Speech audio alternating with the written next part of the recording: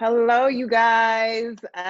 Thank you for coming, for logging on, whatever it is you do. Sorry that we're starting a little late. I was having internet issues. Surprise.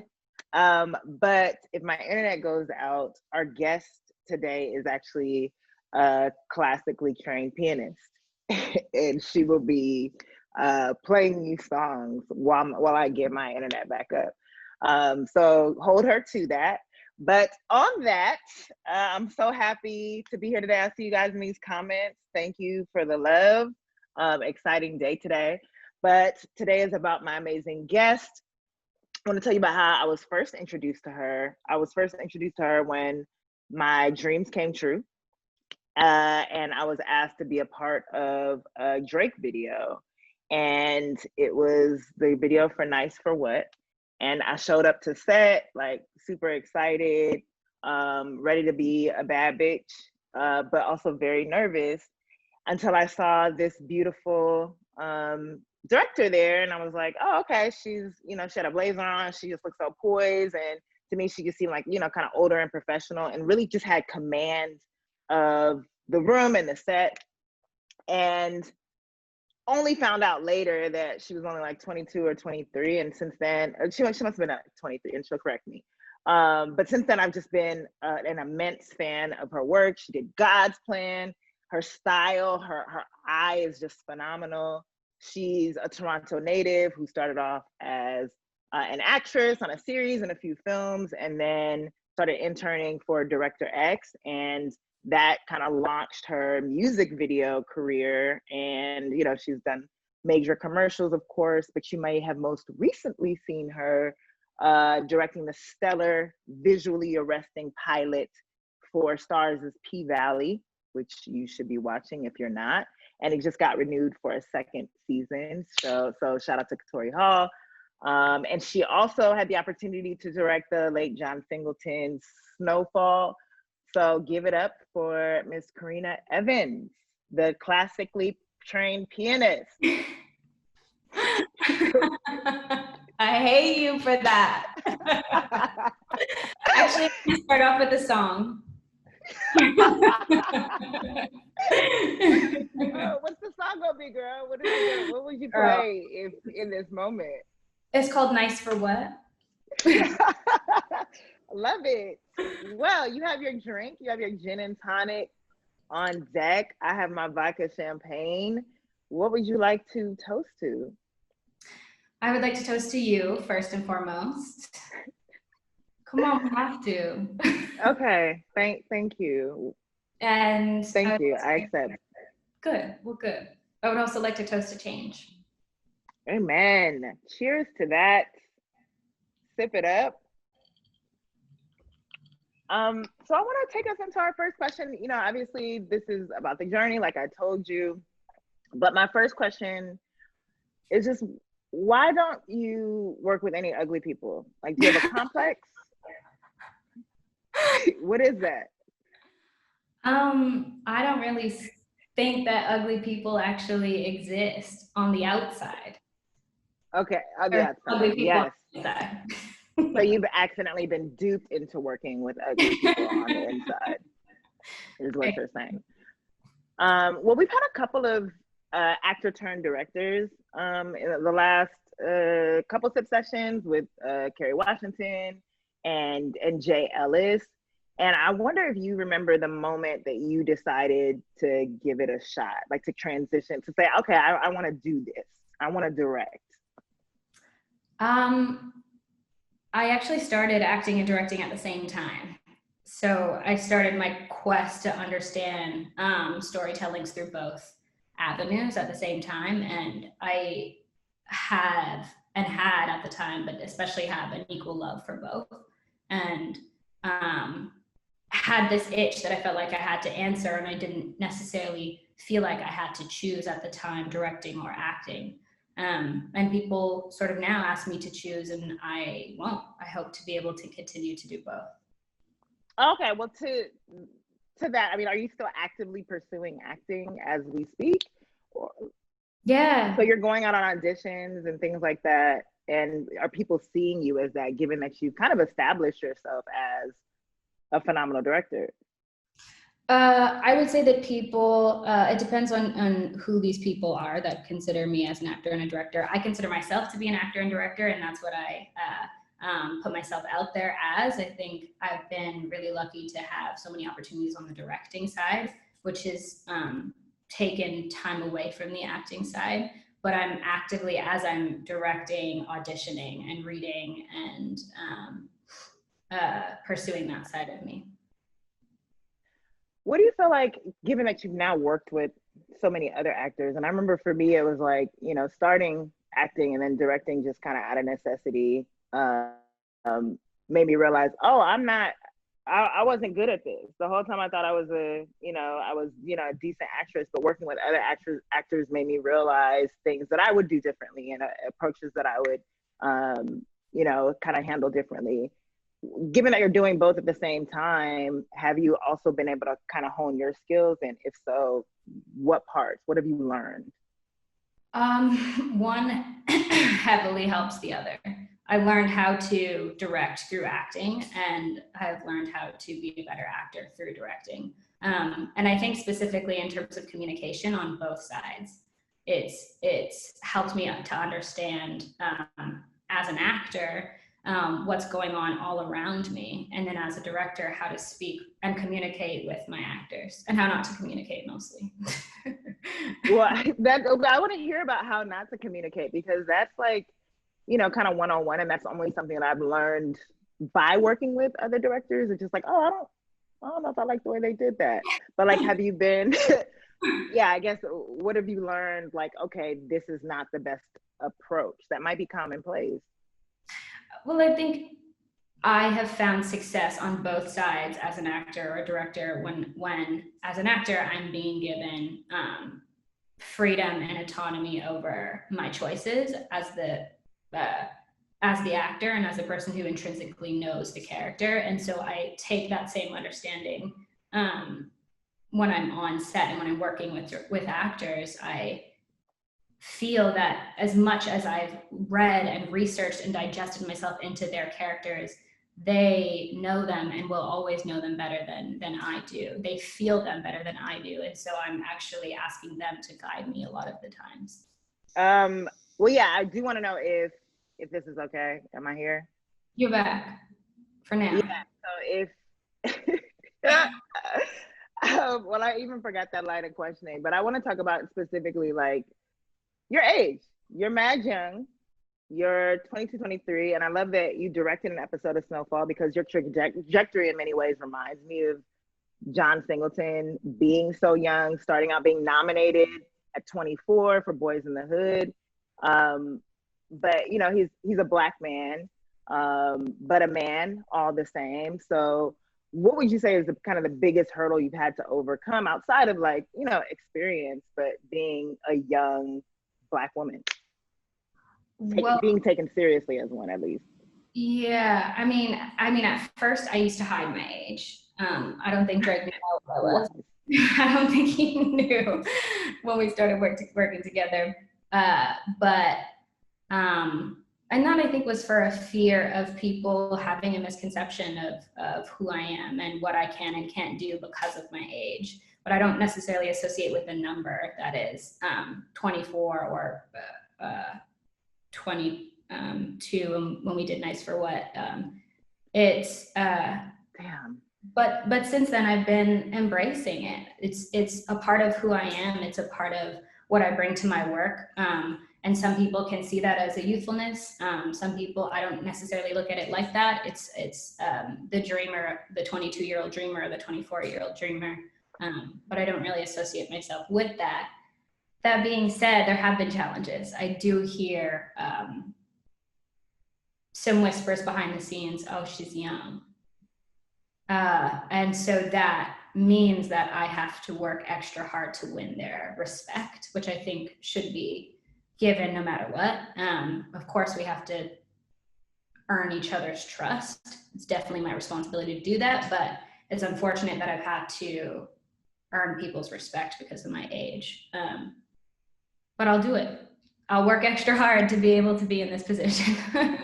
Which is because what I love about you is that you're also just very frank about the fact that, like, yeah, I don't have all the answers. I am learning. I'm open about that. And, obviously you have a level of expertise. You do have a level of knowledge, open about what you don't know.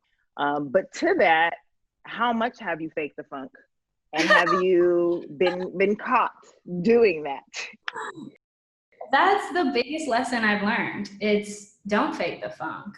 Really don't be afraid to admit when you don't know something, because it will blow up in your face if you claim to know something and don't. And so I'm done that. Have you done that recently? Do you want me to lie, or do you want me to tell the truth here? You're frozen on the most funny face. No, as of late, I'm really trying to embrace that I don't know all the answers. And you have to be confident in the fact and demonstrate confidence in the fact that you don't know all the answers. But I think it's really cool that I might not have the answer to something and you do, and through our coming together, we can unlock something new. But it's been a balance finding that, because I am young. And the misconception is I don't know. And so I'm having to navigate where I can admit, and that's always, in my opinion, where I can and should admit that I don't have the answer, and then navigating their feelings about it. Well, Toronto is a big part. I know when I came to see you out there, we had our little special magical lunch date. The Toronto community is obviously really important to you, and having worked in front of and behind the camera, like, you've been clear about the fact that, TV out there and media out there has a long way to go. And that was also part of why you wanted to make your own stamp. But what specifically made you determine to kind of make a career out there as opposed to leaving? Like, what is it about Toronto that you feel like can benefit from your touch specifically? Because Toronto is magical. You felt that, and you feel that, and anybody feels that anytime they come there. There is so much culture and talent, and untapped talent at that. And I was offered an opportunity in Toronto by Director X, shout out Director X. And I feel that I'm very much a product of that mentorship and being offered a shot. And there's so much untapped talent that the world has yet to see and should tap into outside of what's already out there. I got somebody home. Like, I'm getting deliveries, so not to brag, but I'm getting champagne.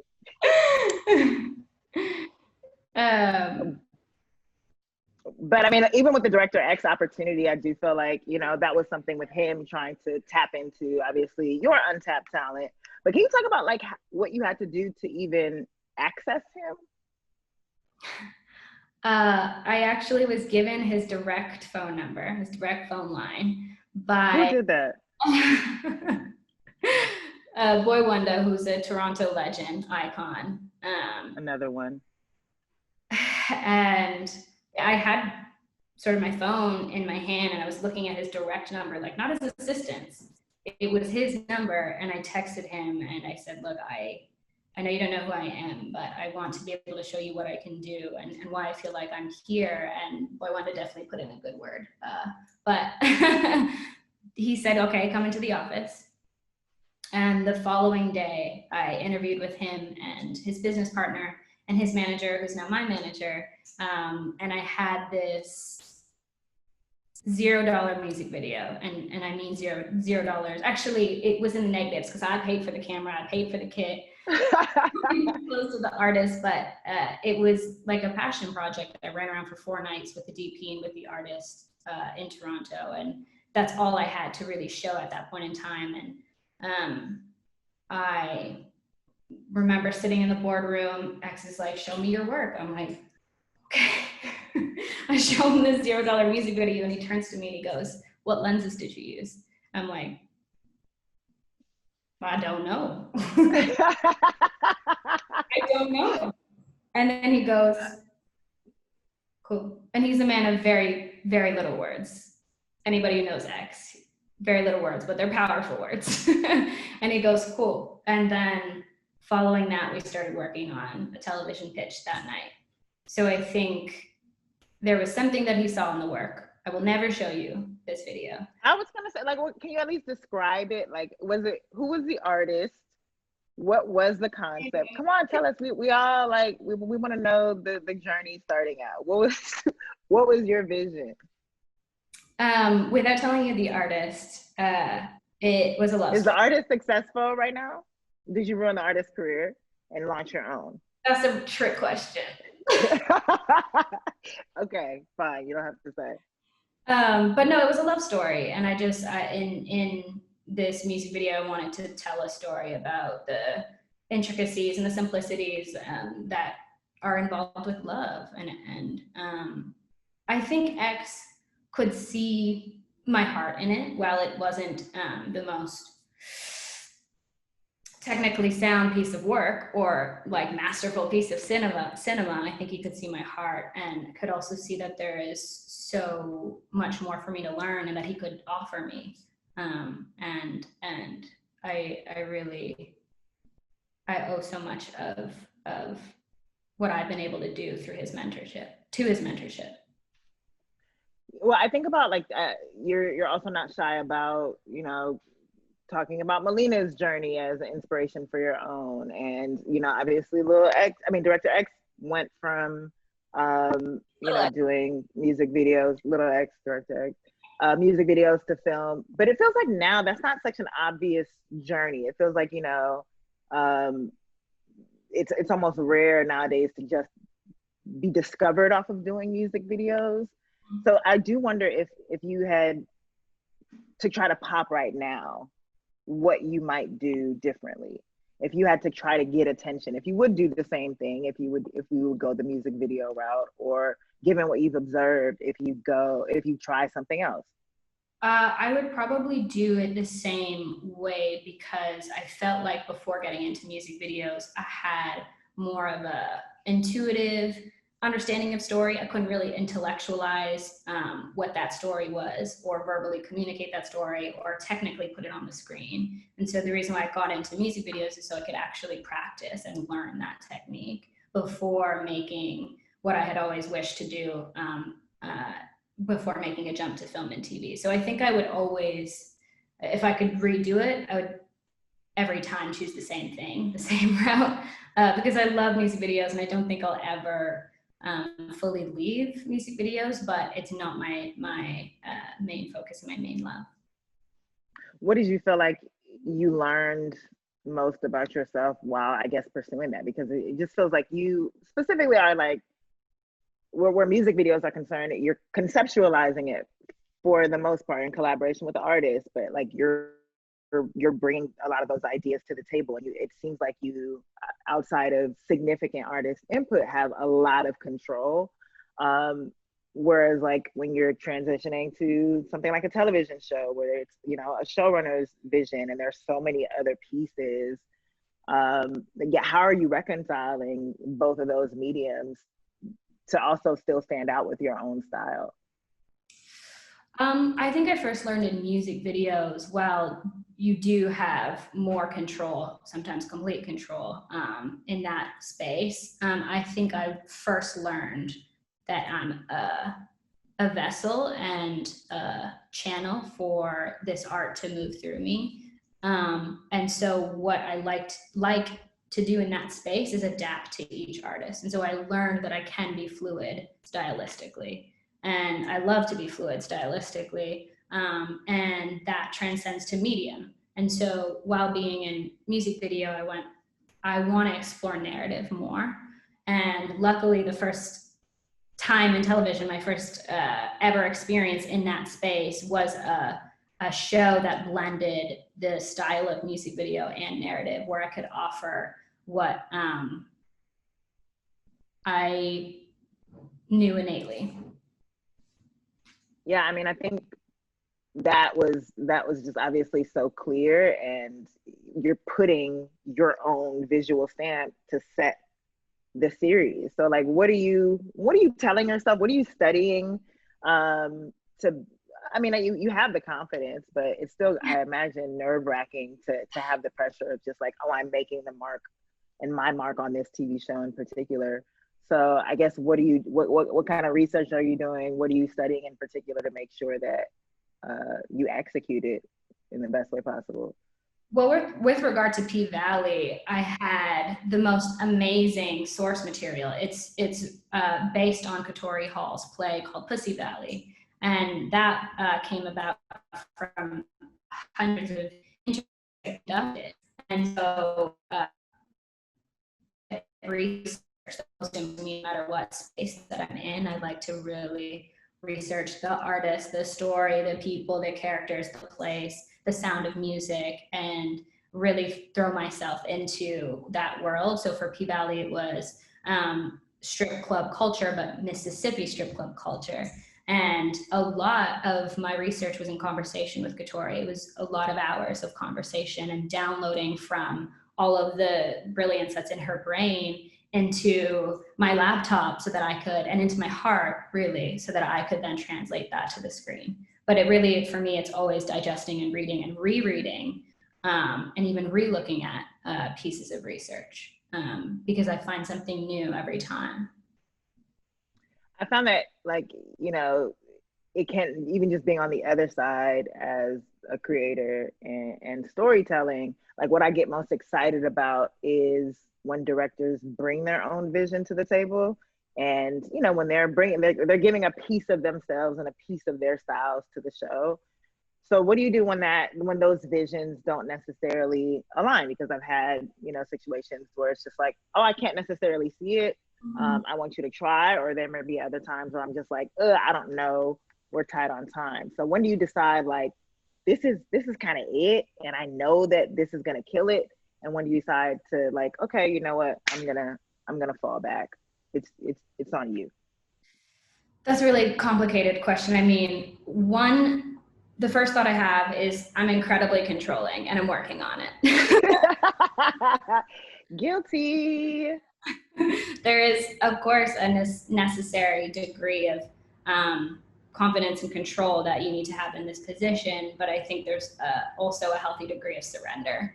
And so how I navigate that scenario where I feel like I differ in someone else's opinion, I just listen, and I think I listen to what my gut is saying, and I listen to why they differ to my opinion.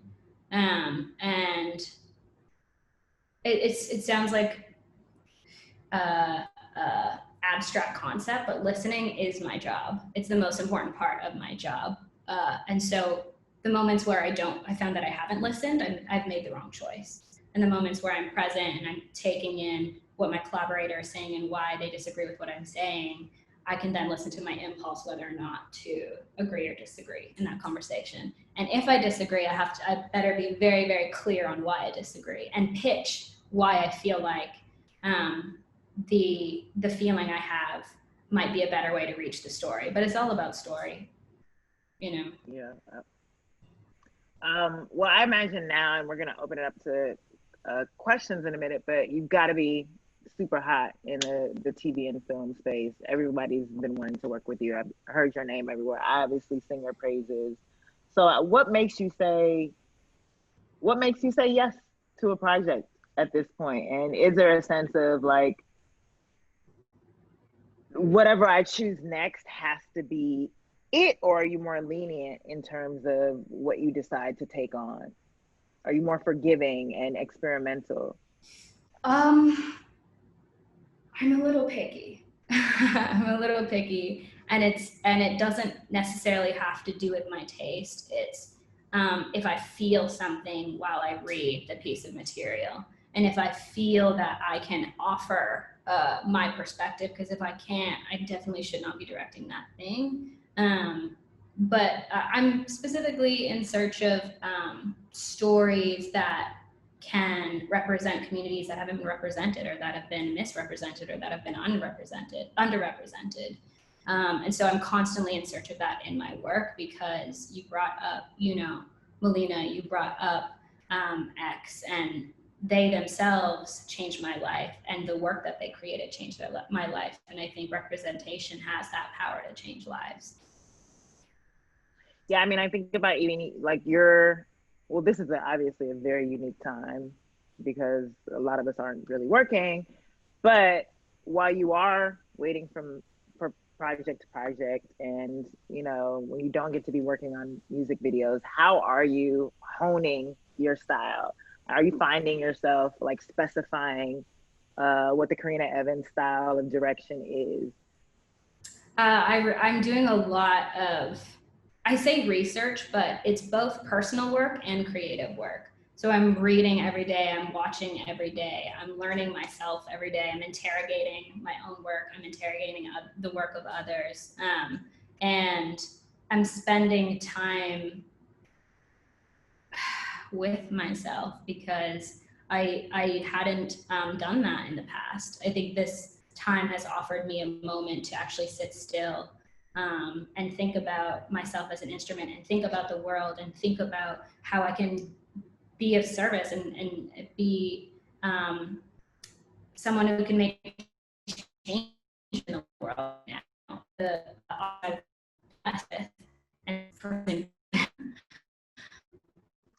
I'd love for you because I'm just being like, girl, chill, please. Like, I just want you to have I want you to have a sense of peace and like some time to yourself. And you obviously started taking, some time to yourself. But in some ways, I'm glad that you've been forced to be able to have to slow down. And I'm just so excited to see just how you come out the gate swinging with what's next. Thank you. I do remember in our conversation, you were like, you need to spend time with yourself and for yourself. And I'm like, well, this is personal time. And you're like, no, it isn't. No, but I'm here, so it's not personal. But that's also advice that I had to learn how to take too. And telling you that, I was like, I'm telling this bitch that, and I don't do it, and I need to. And I've started myself, but it's just, it is hard. Sometimes you do have to be forced to just take a seat because you don't know when those opportunities are going to come and how long they're going to come. And you have to continue to feed your instrument. You are the instrument. And so that's creatively and personally, you have to pay attention to it and love on it. Love on yourself. I love that. I found in this pandemic, yes, I have weekends now in a way, and I've really been purposeful about choosing days for myself, and it's just made me so much happier. Yeah. But when Karena was talking about the instrument, she's also talking about the piano, which she will play after your questions. So at this time, we will open it up. Do you actually play instruments? Am I like playing you and you're literally okay? Well, let's open it up to some of our questions. Just a reminder, guys, Karena is our guest. So make sure you direct questions to her and not life stories, please. We don't have a lot of time. And hopefully your internet is better than mine. So let's start. Troy, hello. Hey, what's going on? Hi. Hey, thanks for coming. Yes. Shout out, Karena. We're from Toronto as well. Done now. Drake, that's you? No. Man, Karena, just really wanted to just big you up. And this also had a question for you. For us creators out here, writers and producers and stuff. Man, you got the amazing blessing from our brother X. He's an amazing friend. What advice do you have for other creators in Toronto like ourselves, doing theater, film, and acting as well? How do we get into the business with working with people like Issa, Lena, going across the border? So, because, sometimes our home is very small, population is small, it's tight, and it's really like everybody knows each other out here already. So you already know what's going on in our city, I love you, Troy. First of all, thank you. My answer is it starts with you, and it starts with how you see yourself. And this concept is something that I'm exploring right now, and it's that how we feel about ourselves directly reflects itself and affects our environment. So I don't think that we attract what we want, we attract what we are. So if you're like, I'm gonna work with Issa, you might work with Issa. And so it starts with your belief in yourself, and your belief in us, and your belief that you can, and your belief that we can. And that sounds fucking cheesy, but it's the truth. It's the most important key of life. It starts with how you see yourself and how you believe in your work and your vision, because your job is to inspire other people, and you have to be inspired by yourself and your work. Do you think that you're a manifester, and are you purposeful about that? Do you say those things out loud? Do you write them down in a journal? Like, how do you make things happen for yourself? I have been meditating every day, so I do a lot of manifestation while I'm meditating. I write dreams down. I do a lot of visualization, but a lot of like what we do as directors and writers and creators is visualizing. And I think as soon as you have that thought in your head, believe it, because like scientifically, your body and your brain will do everything that it needs to do to make that a reality if you believe it. And so to answer that, yeah, I even have affirmations coming on my phone every day, 3 times a day. And I think that's to From what app? It's called I Am. I hope they pay me after this. They should. Okay. Well, let's bring the next question while you guys download I Am. Corinne, hello. Hi, I hope you can hear me well. Yeah. Yes, perfectly. Hi, Karina, and hi, Issa. It's really nice to meet you virtually, and I'm also from Canada, so it's really nice to talk to you. Karina, I want to talk specifically about an initiative I saw that just was released, I think, a few days ago within the Canadian space. You, Director X, and other collaborators are coming up with your own production company, if I read that correctly, called Fella, which I love. Love the African reference. And could you talk a little bit more about this, problematic space in the media environment, especially in Canada, where things have been less than stellar in terms of representation, despite the fact that we are visible, but I'm thinking Toronto, but Montreal and other parts of the country. And what role do you see Fella playing, and what do you hope to see evolving out of this?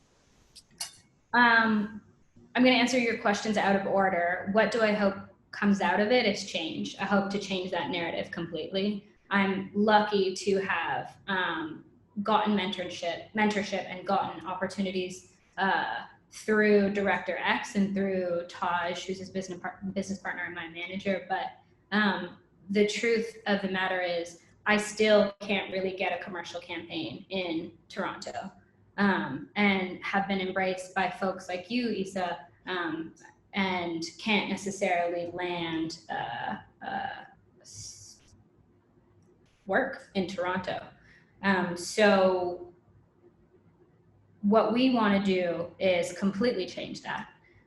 What we want to do is cultivate new talent. What we want to do is create art that impacts culture in the way that is possible when you give artists of color a chance, and when you allow for the means of production to be controlled by those artists. So by no means is Fela the answer, but it's a part of the revolution. Yeah, that's incredible. Do you think, what do you attribute that to? Outside of like racism, what is it?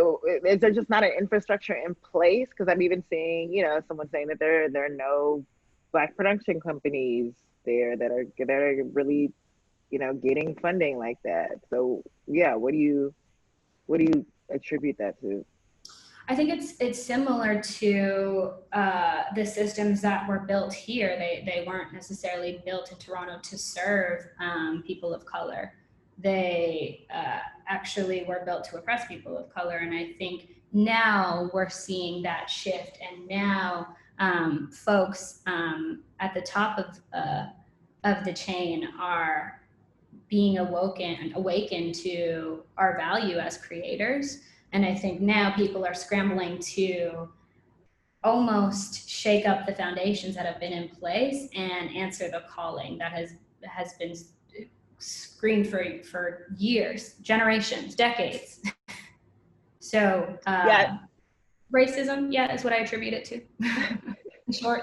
I think about even like, and not to downplay Toronto, but when you're talking about Director X and you're talking about, um, anybody else, they've made their mark, on the States. And I feel like that's where, it becomes global in a sense. And even talking to someone, I was talking to Michaela Cole, and we were having a conversation just about our influences. And so many of her influences were American TV shows, and and as far as where like Black representation was concerned.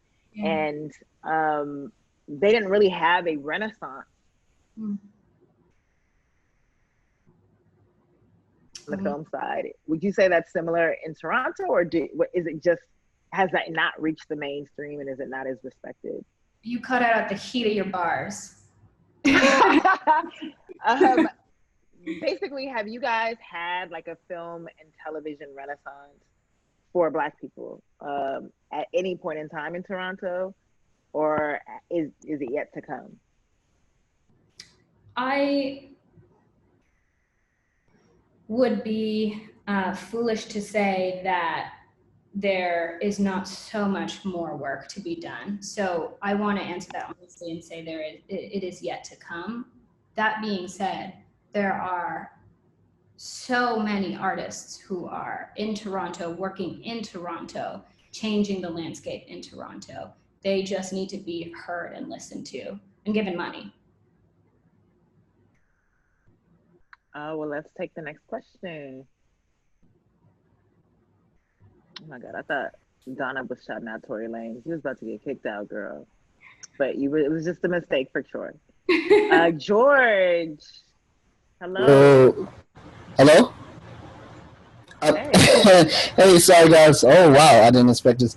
So I'm coming from DC, and I'm an up and coming director and producer myself. And when I'm working on a project right now, and sometimes as a director, you're really hard on yourself, as a writer too, and you're trying to figure out what works, what doesn't work. You kind of you finger point so many details in what you do, and it's just easy to beat yourself up when it comes down to creating. So while doing what you do, what's your advice to kind of get through that? I didn't expect you guys to pick me up, so sorry. I'm like, whoa. No, thank you for calling. You didn't call, you showed up. It's like a radio show. So your question is, what's my advice to navigate? I think being hard on yourself, like, I think, how do you establish confidence? If that's correct, George, but he's off the line. That's what you're asking? Confidence? Can we bring George back? Oh, we back? Yeah, you're back. Hey guys, yeah, just like building a confidence, like for me personally, I do believe in myself to invest in the money, to put down the groundwork, but I don't know. I don't know if it's a human thing, but it's just trusting. What is your advice, I guess, on trusting the vision and trusting the foundation of what you're doing? Because as creators, we just, for me personally, I'm so hard on myself. So and you're still young too. I'm 26. So I don't know, like what would you kind of say to anybody that's like pushing for the dream? Be easy on yourself. Be good to yourself, and allow yourself the space to make mistakes, to be wrong, because that's actually where the growth happens. And I used to feel like I had to be 200% perfect at everything that I do, in every part of my life, even in and outside of my creativity and my career. But you have to allow yourself the space to, when you make a mistake, or when you make a misstep, or you miss a shot, that's okay. Evaluate it. Why did you miss that shot? It is very, we're taught not to believe in ourselves. And I do find myself struggling with that certain belief, but it goes back to what I said earlier. It starts with how you see yourself and how you believe in yourself. And so if you can find habits like I'm finding, IM may not work for you. I mean, it will if they pay me, but you habits that get you to see your value and your worth, but be easy on yourself, But as a self-proclaimed controlling person, how do you personally get past that? Because if something doesn't go your way, that I imagine you busting a fuse in some ways. But like, what are you telling yourself like to keep it pushing? Is it like just be easy on yourself? Are you reminding yourself that? Is it the meditation?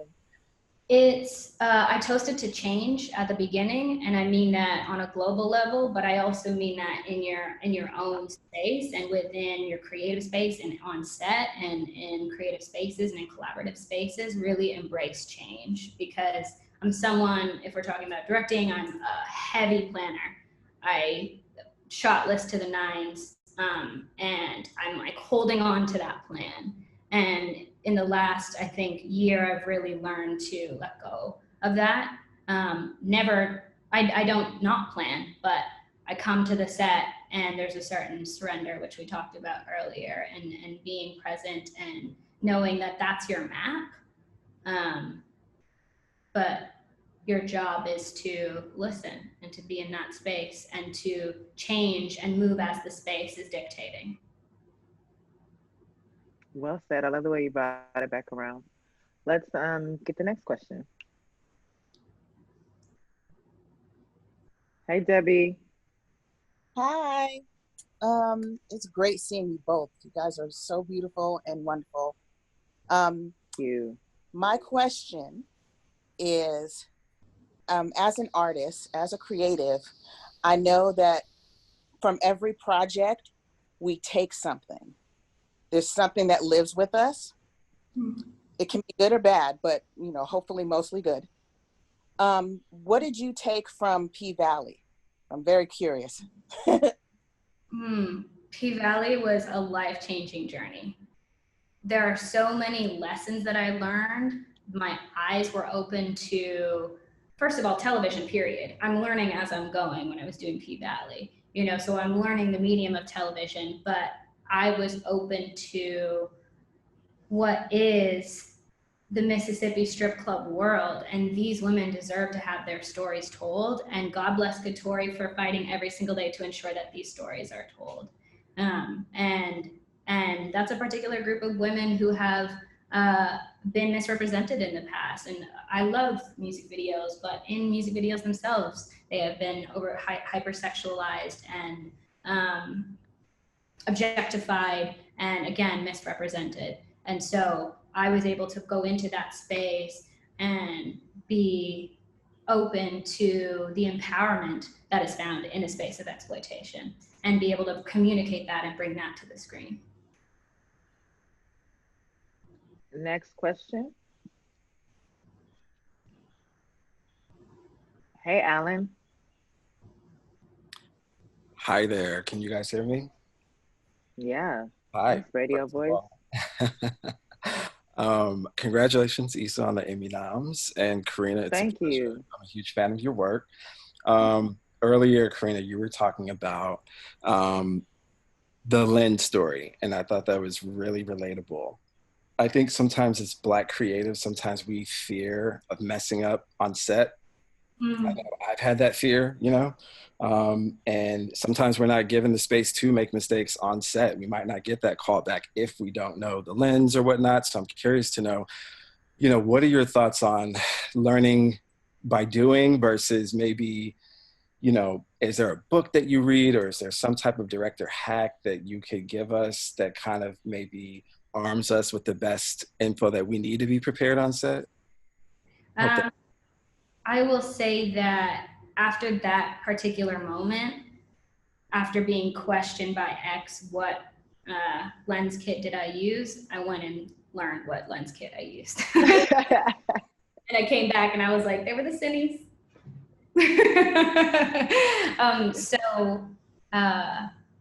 To answer your question, I like to, as much as it is our job to lead in this role, I like to definitely see myself as a student. And I'm researching on YouTube, on Vimeo, in magazines, in books, films. There's so much good content right now and so many incredible stories being told. And I think my personal way of learning is by diving deep into it, whether by being thrown into something or walking straight through the doors and welcoming knowledge and seeking knowledge. But I think don't ever stop learning and don't ever stop growing. To his point about like fearing kind of not being asked back again, have you had situations where you felt like I have to comply, I have to nail this, or I know that this will be my breaking point, this will be the potential end of my career? There was a project, which I won't name, that I did. It's a music video that I knew from the beginning that I didn't want to do, that I felt like I should or had to do to be hired again by this company. And I can watch that video today and still see my discomfort in that. And I think that's not fair to the story, and that's not fair to the artist. Because I didn't do the best that I could do because I didn't love that. And so it's not answering your question what I'm saying. How do I navigate that fear? Believe in yourself. You're going to get work with or without that job, and you are valuable with or without your work. So going back, would you have said no, or can you see that led you to the place that you're at now? Is it a thing where it's like sometimes it's a necessary evil, or could you look back? Of course, that one I wouldn't have done. But absolutely, there's a lesson in everything, and there is a lesson in that. And that particular project, I don't feel like I served the story in the best way that I could, because I didn't love the story and connect to the story. Well, I can't wait to look that up and Google it. We have time for one last question.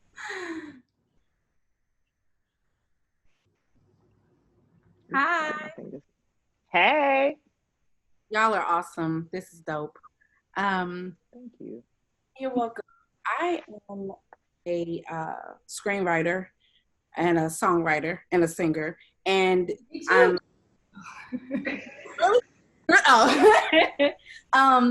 I am at the point in my career, my endeavors, where I'm looking for mentorship. Mm-hmm.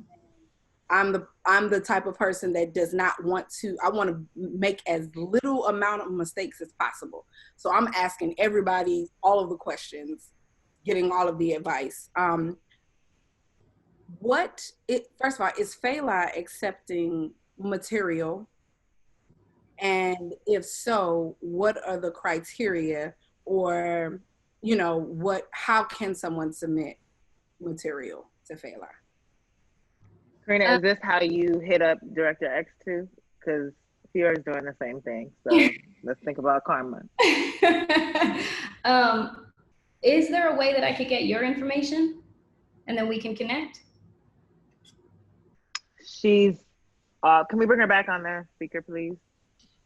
Oh, I'm sorry. I don't know how this. And we're back. No, we're navigating. Yes. Do you want to put it in a message, Fiora? Yes. Chat. And then we'll make sure that Karena gets it.